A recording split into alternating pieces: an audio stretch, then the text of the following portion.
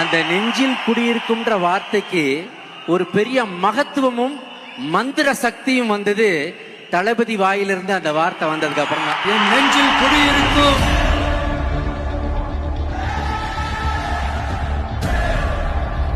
யார் அத?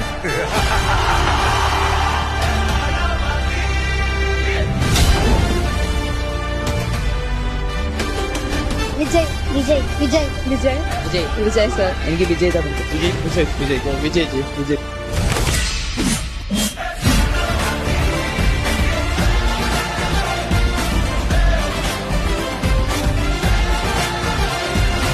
உலகத்திலே உழைச்சவங்களை மேடையில வச்சு அழகு பார்க்கிற ஒரே முதலாளி ரசிகன் தாங்க. ஆல் ஏரியாவிலயும் ஐயா கில்லிட